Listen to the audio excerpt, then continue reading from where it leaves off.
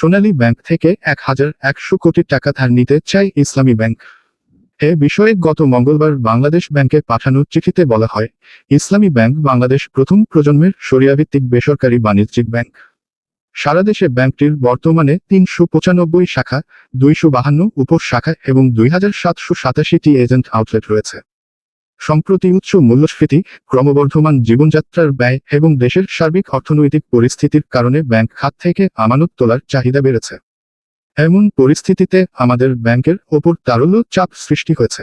তাই দেশের ব্যাংকিং শিল্পসহ সার্বিক অর্থনৈতিক স্থিতিশীলতা নিশ্চিত করতে ৩ মাসের জন্য আন্তঃব্যাংক থেকে তারল্য সহায়তা পেতে ব্যাংকের পক্ষ থেকে সোনালী ব্যাংকের অনুকূলে ১,১০০ কোটি টাকার একটি ব্যাংক গ্যারান্টি ইস্যু করার অনুরোধ করছি।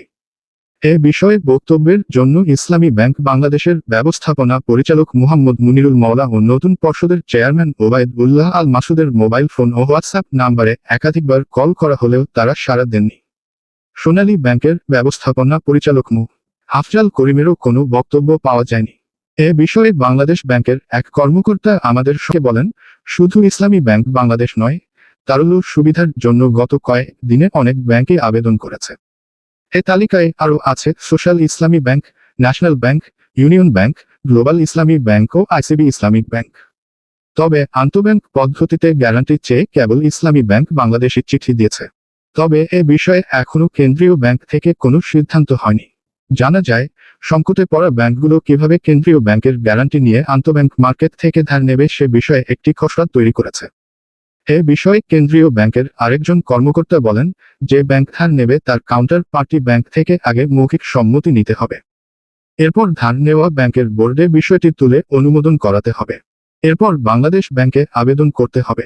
এক্ষেত্রে কত টাকা নেবে এবং তা কিভাবে পরিশোধ করবে, সুদহার কত হবে তার একটি পরিকল্পনা দিতে হবে।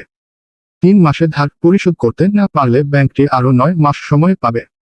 বাংলাদেশ ব্যাংক গ্যারান্টি দেওয়ার ক্ষেত্রে একটি কমিশনও পাবে। এর আগে গত বছরের ২৬ ডিসেম্বরে সোনালী ব্যাংক ১৪ দিনের জন্য ইসলামী ব্যাংক বাংলাদেশকে ১,০০০ কোটি টাকা ঋণ দিয়েছে। Call and short notice deposit নামে পরিচিত তারল্য সহায়তার আওতায় এই অর্থ দেওয়ার বিষয়টি ব্যাংকটির পর্ষদে অনুমোদন পায় এবং পরের দিনই এই অর্থ ইসলামী ব্যাংককে দেওয়া হয়। এই অর্থের মধ্যে সোনালী ব্যাংক তাদের অভ্যন্তরীণ ঋণসীমার বাইরে গিয়ে ৬২১ কোটি টাকা সরবরাহ করে এবং বিষয়টি তারা কেন্দ্রীয় ব্যাংককেও জানায়।